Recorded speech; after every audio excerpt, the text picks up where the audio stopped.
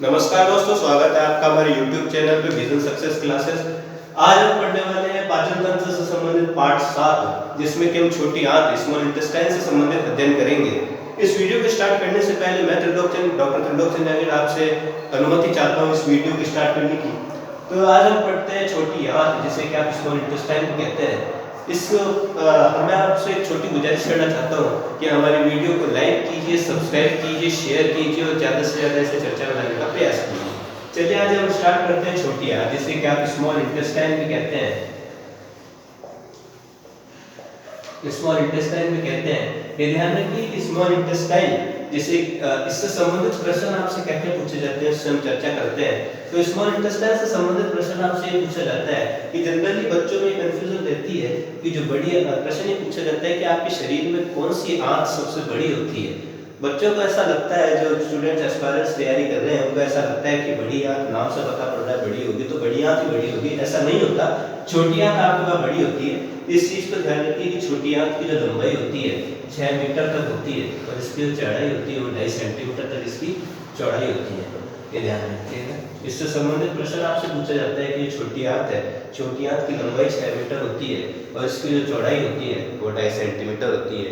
उसके बाद मैं बात करूं कि जो छोटी आंत है, जो छोटी आंत होती है, छोटी आंत का जो मुख्य कार्य होता है, इस छोटी आंत का मुख्य कार्य जो होता है, आपके मुख्य कार्य इसका जो होता है वो भोजन का अवशोषण करना होता है।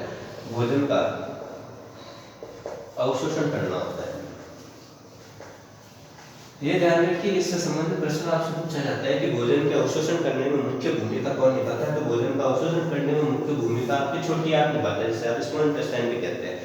ये जो छोटी आंत है, इस छोटी आंत के 3 पार्ट होते हैं, 3 भाग इसके होते हैं।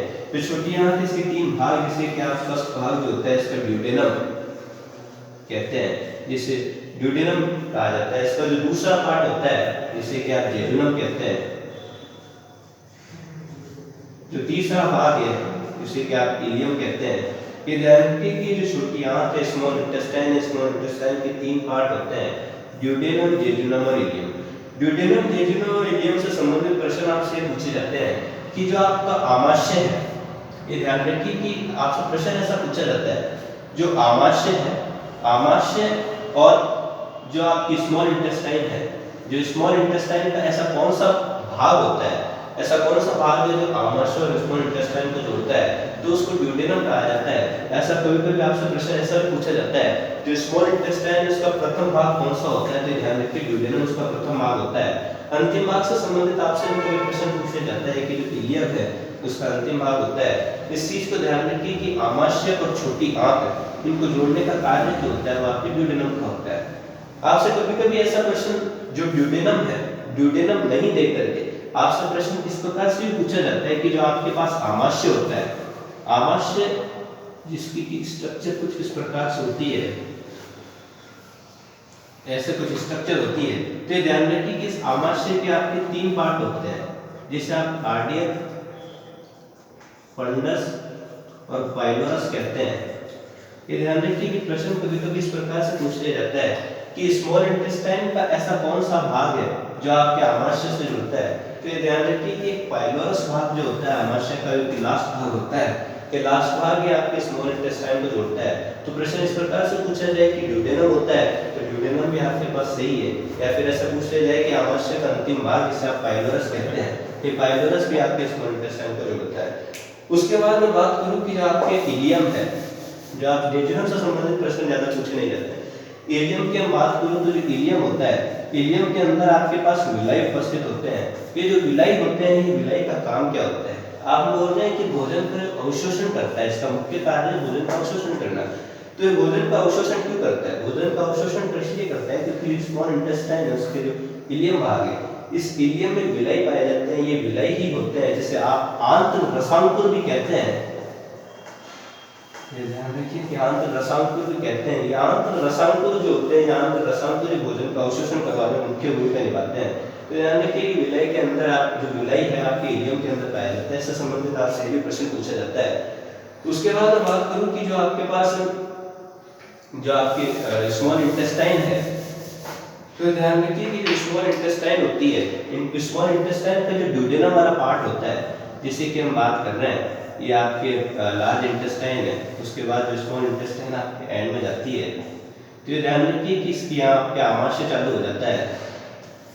तो ध्यान रखिए कि आपसे प्रश्न ऐसा पूछा जाता है कि ऐसी कौन सी डक्ट होती है जो कि गाल ब्लैडर और आपके जो पैंक्रियास है, जो कि गाल ब्लैडर से जो आपके पित्त आता है, वो पित्त को जो बाइल डक्ट आपके पित्त लेके आ रही है, जो बाइल डक्ट और जो आपके पैंक्रियास है, वो पैंक्रियास का जो अग्नाशय रस है, तो ऐसी कौन सी कॉमन डक्ट होती है जो आपके आमाशय ड्यूडेनम के अंदर आके खुलती है। तो ये ध्यान रखिए कि उस जो नली होती है उसे हिपेटो पैंक्रियाटिक डक्ट, जिसे कि आप पित्त अग्नाशय नलिका भी कहते हैं, पित्त अग्नाशय नलिका भी कहते हैं।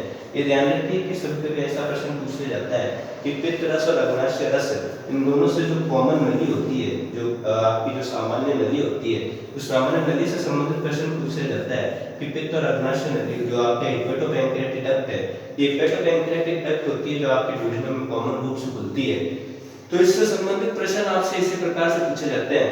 तो इस चीज का अगर मैं आपको ब्रीफ रूप से इसका अध्ययन करना चाहूँ तो स्मॉल इंटेस्टाइन से संबंधित आपसे प्रश्न जो मुख्य रूप से पूछे जाते हैं वो ये पूछे जाते हैं कि जो स्मॉल इंटेस्टाइन है वो शरीर में सबसे बड़ी आंत होती है, इसकी लंबाई लगभग 6 मीटर होती है, उसकी चौड़ाई 2.5 सेंटीमीटर होती है।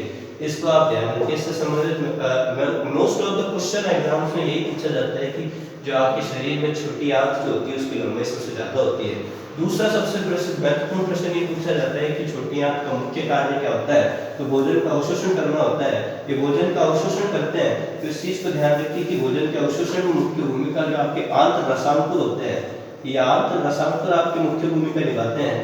ये ध्यान रखिए कि आंत रसांकुर कहाँ पाए जाते हैं, ये ध्यान रखिए कि जो आपकी स्मॉल इंटेस्टाइन का लास्ट पार्ट जिसे आप इलियम कहते हैं, इस इलियम में आपके आंत रसांकुर पाए जाते हैं।